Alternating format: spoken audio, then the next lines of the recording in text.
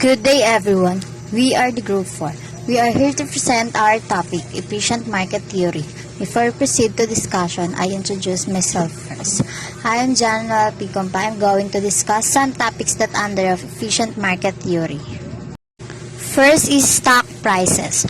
According to the EMH, stocks always trade at their fair value on exchanges, making it impossible for investors to purchase undervalued stocks or sell stocks for inflated prices. Therefore, it should be impossible to outperform the overall market through expert stock selection or market timing. And the only way an investor can obtain higher returns is by purchasing riskier investments. We have two behavior of stock prices studied with the help of different methods, such as fundamental analysis and technical analysis. First, fundamental analysis seeks to evaluate the intrinsic value of securities by studying the fundamental factors affecting the performance of the economy, industry, and companies. Second is technical analysis, believes that the past behavior of stock prices gives an indication of the future behavior. It tries to study the patterns in stock price behavior through charts and predict the future movement in prices. Stock prices are meant to reflect the present value of a corporation's future cash flows and profits. As such, it is possible to price a company's shares at some sort of fair value, even when prices at any moment are driven by supply and demand in the market. Stock price is important because it reflects investor perception of its ability to earn and grow its profits in the future. Next is random walk. Random walk theory states that stock price changes have the same distribution and are independent of each other, so that past movement or trend of stock price or market cannot be used to predict its future movement. In short, random walk says that stocks take a random and unpredictable path. Under the random walk theory, there is an equal chance that the stock's price will either rise or fall from current levels. Next is the efficient market hypothesis. A direct implication is that it is impossible to beat the market consistently on a risk-adjusted basis, since market prices should only react to new information. Describe a market where competition causes the full effects of new information on intrinsic values to be reflected instantly in actual prices. Investors use forecasting and valuation techniques to select securities that will outperform the market, but any edge that an investor possesses can translate into substantial profits. It explains how the market sets the value of different stocks. The next is forms of market efficiency. Market efficiency refers to a market where prices represent all relevant financial information about an underlying asset or security. The more information that all market players will have, the more efficient the market is. It thus provides an equal opportunity for buyers and sellers to execute trades and make profits while minimizing transaction costs. The concept is connected with the market efficiency hypothesis, which is based on asset price changes due to the availability of relevant information. Since all traders have access to the same data, they cannot predict prices and outperform the market. Therefore, it plays a significant role in running the asset trade cycle in highly competitive financial markets. We have the three forms of market efficiency. First is weak form. This form reveals all past information about asset or security pricing. However, past pricing details reflected in current prices are insufficient to assist investors in determining correct future trading prices. As a result, the weak form market efficiency will only result in asset undervaluation or overvaluation, affecting trade decisions. Second is semi-strong form.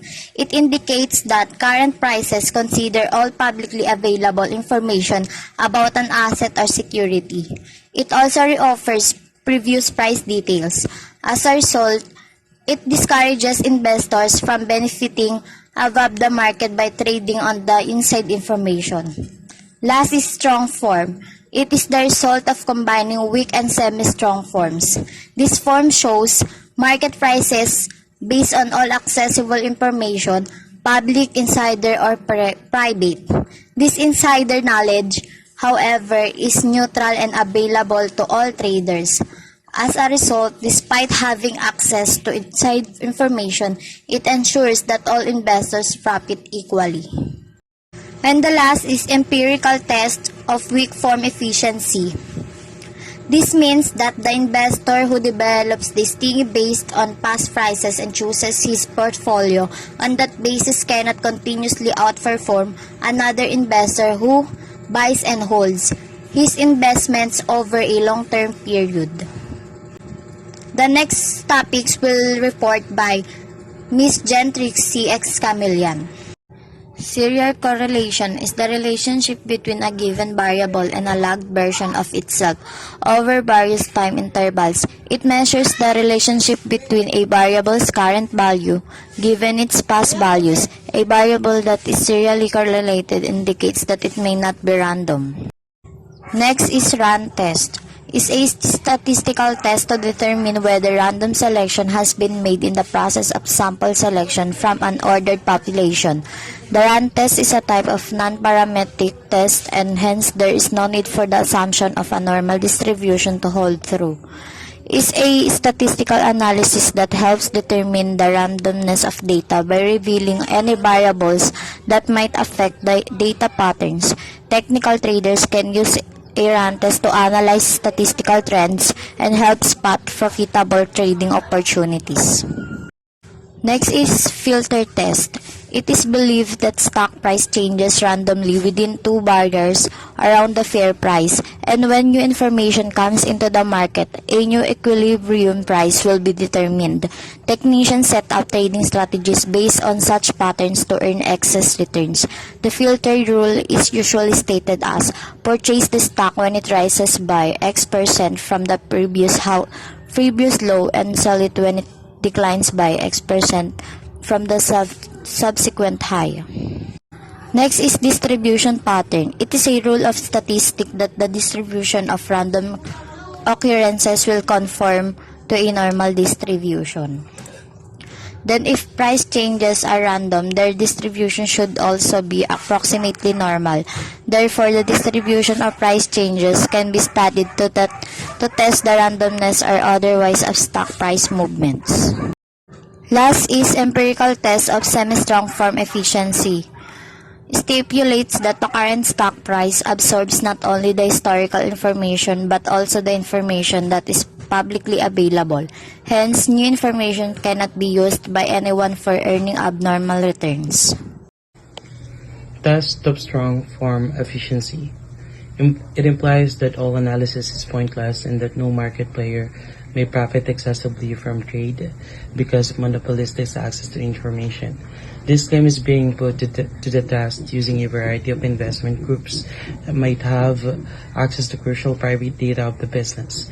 This test includes an evaluation that is attempting to find whether those who have access to inside information, which can only be accessed by directors, can be able to utilize them to earn or excessive returns.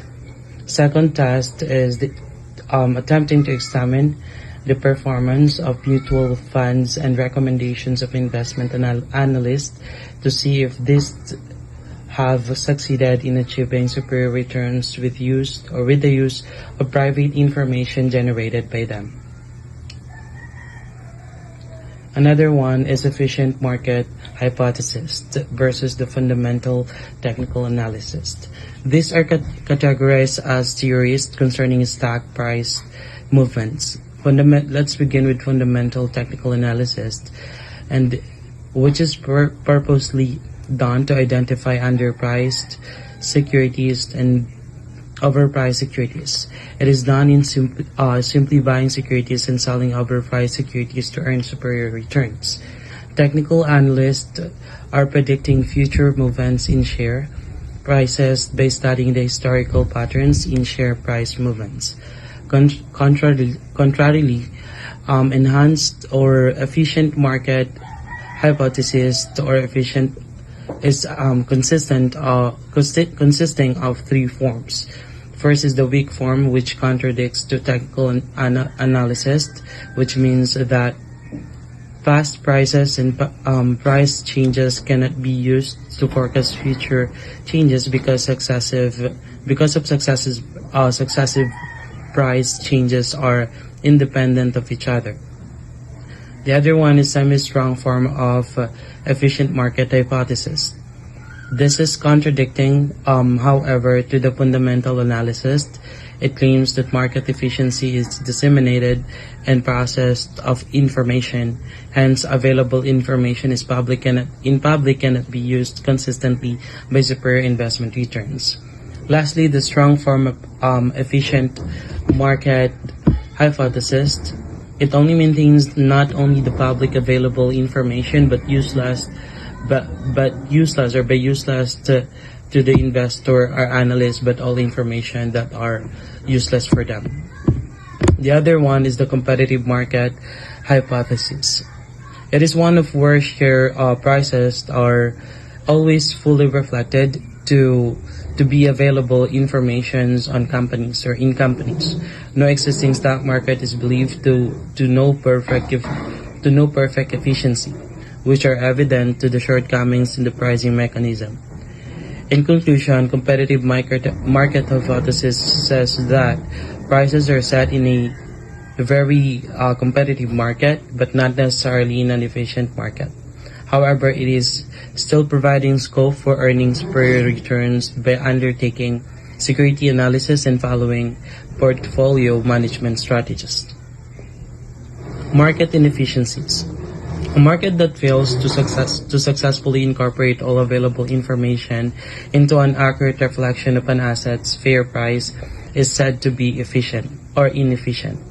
Market inefficiencies exist for a variety of reasons, including information's asymmetries, transaction costs, market psychology, and human emotion.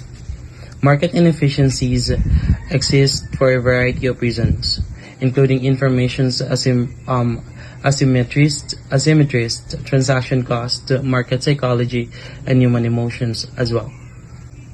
As a result, some assets may be over or undervalued in the market, creating opportunities for excess profits. As a result, there may be opportunities for extra profits when certain assets are overvalued or overvalued existing in the market. That's gonna be all for my part. Thank you.